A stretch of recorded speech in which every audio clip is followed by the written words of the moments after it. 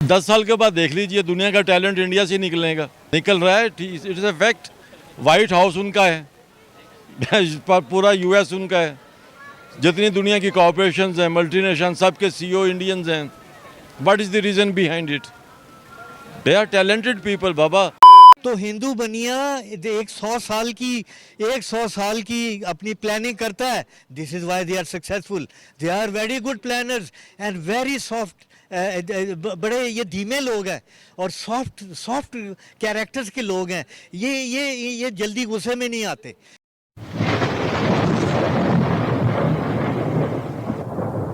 नमस्कार दोस्तों, क्या हाल है? होप करता हूँ कि आप ठीक होंगे और स्वागत करता हूँ आपका हिंदुस्तान डॉट में। दोस्तों, अब तो पाकिस्तानी भी कहते हैं कि कुछ ही सालों में इंडियन पूरी दुनिया पे राज करेंगे, क्योंकि दुनिया का सारा टैलेंट तो इंडिया से निकलता है। और अब तो पूरी दुनिया की सभी बड़ी कंपनी के सीईओज भी इंडियन बन गए हैं। और दूसरी साइड पाकिस्तानी को कोई वर्क वीज़े भी नहीं देते, क्योंकि पाकिस्तानी दूसरी कंट्री में जाके 2 नंबरी के काम करते हैं और भीख मांगते हैं। तो इंडियन कम्युनिटी को पूरी दुनिया वेलकम करती है और पाकिस्तानी को वीज़े भी नहीं देते। तो दोस्तों, वीडियो में आगे देखते हैं इस बात पे पाकिस्तानी पब्लिक के रिएक्शन। अगर आप नए हैं तो चैनल को सब्सक्राइब कर लीजिए और वीडियो को अंत तक देखें। बहुत सारी कंपनीज है, जिस तरह गूगल हो गई, माइक्रोसॉफ्ट हो गया, अडोबी, इनके जो जितने भी सीईओज हैं वो सारे के सारे इंडियंस हैं।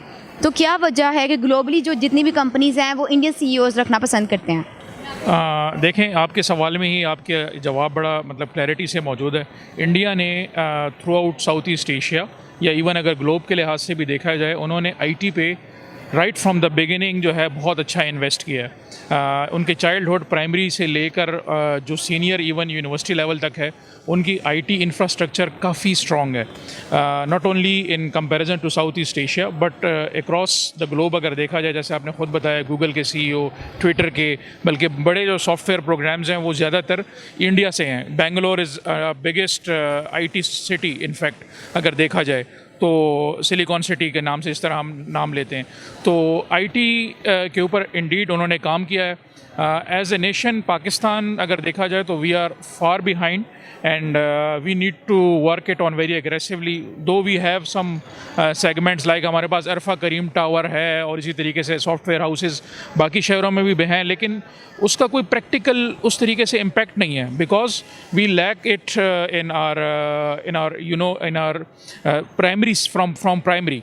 हमें अगर इसको मजबूत करना है तो we need to have it very aggressively at our primary, at our colleges level and then at the university level. Softwares के लिहाज से देखा जाए वी आर फार बिहाइंड। हम इस वक्त ऐप्स बनाने में या सॉफ्टवेयर के लिहाज से देखा जाए तो पाकिस्तान में प्राइवेट सेक्टर में शायद थोड़ा बहुत काम हो रहा है, लेकिन गवर्नमेंट सेक्टर पे उस तरीके से नहीं है जिस तरीके से आपका जो नेबरिंग कंट्री है उसका काम मौजूद है। हम देखते आ रहे हैं कि गूगल, जबकि गूगल के भी इंडियन है, और इस तरह बहुत बड़ी बड़ी जो ग्लोबली बड़ी कंपनीज हैं वो सब इंडियन सीईओज को प्रेफर करते हैं। क्यों? क्योंकि वो तो एक हार्डवर्कर नेशन है, एजुकेटेड नेशन है और मेहनती हैं, मेहनत पे बिलीव करते हैं। आपने देखा होगा लास्ट टाइम उन्होंने नासा के साथ, बल्कि नासा से अलग होकर अपने कम की बजट के अंदर मून को जर्नी किया है, मून को सर्वाइव किया है। जो अगर आप अपनी बात करें, हमारी नेशन में ना तो तालीम का फुकदान है, इल्म का फुकदान है, लैक ऑफ एजुकेशन है, मेहनती नहीं हम, और दूसरे मुल्कों के फंड पे हम बिलीव करते हैं। करप्शन बहुत है हमारे पास, हर इदारे में चले जाए, वो सरकारी है, प्राइवेट है, हम हर लिहाज से पीछे हैं। सिर्फ इंडिया से नहीं, पूरी दुनिया से बहुत पीछे हैं। हम पत्थरों के दौर में जी रहे हैं, इसमें कोई शक नहीं है।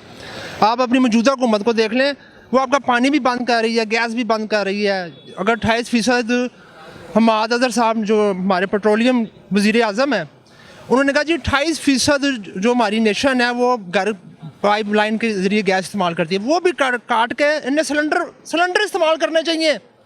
आप यकीन जाने, ये इसकी खबर सुन के मैंने टीवी बंद कर दिया, सिर्फ इसी का मेरा बीपी हाई ना हो जाए। ये क्या बयान दे रहा है? दुनिया मून से मार्स पे गई है, मार्स से जुपिटर पे जा रही है, ये ज़मीन पे पत्थरों के दौर में वापस जा रहे हैं। ये सिर्फ हमारे हर इंसान जो पाकिस्तान के, जो हर मैं नेशन के बारे में बात करूँ, मैं खुद एक पाकिस्तानी हूँ, मगर दुख होता है कि हमारा ग्रीन पासपोर्ट की कहीं भी वैल्यू नहीं। आप देखें हमें क्यों उन्हें प्रेफर किया जाए, हमें क्यों नहीं किया जाता? हम पढ़ते नहीं हैं, हम मेहनती नहीं हैं, हम करप्ट हैं, झूठ बोलते हैं। सिर्फ हुकूमत की बात ही मैं करूँगा, आप किसी भी दुकान पर चले जाएँ, आप किसी फेरी वाले के पास चले जाएं, उसे बोलना ही झूठ है आपके साथ सुबह से लेकर रात तक। ऐसी कौमें कभी तरक्की नहीं करती। We have a lot of potential. We have a young generation over here. More than that, 50% ज़्यादा population है।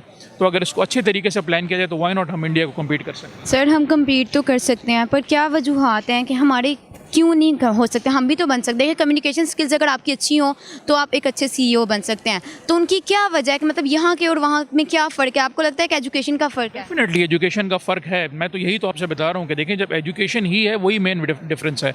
आपके यहाँ मल्टीपल एजुकेशन सिस्टम एक ही वक्त ऑपरेट हो रहे हैं, चाहे वो इंग्लिश मीडियम है, चाहे वो गवर्नमेंट का सेक्टर है, इवन दीनी स्कूल्स भी मौजूद हैं। तो आपने किसी एक जगह इसको सेट रखना है। फिर जो करिकुलम है वो भी उस तरीके से नहीं है। आपको गवर्नमेंट स्कूल में इवन आईटी को ही लिहाज से देख लें तो डिफरेंट करिकुलम मिलेगा। अगर आप देखें तो मतलब जो प्राइवेट स्कूल्स हैं उन्होंने अपना कुछ एक स्टैंडर्ड मेंटेन रखा हुआ है।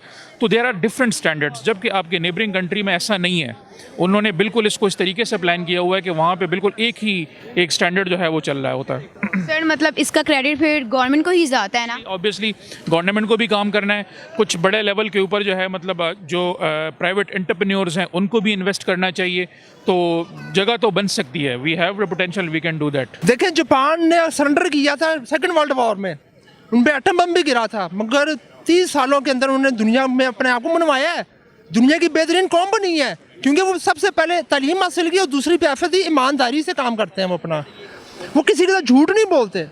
जो चाहे डाकिया है, डॉक्टर है, लॉयर है, इंजीनियर है, वो हर बंदा अपने स्टेटस के मुताबिक बेहतर काम करता है, बेईमानी नहीं करते। किसी भी कौम की तरक्की के 2 राज हैं, इल्म और करप्शन नहीं करते एक दूसरे के साथ।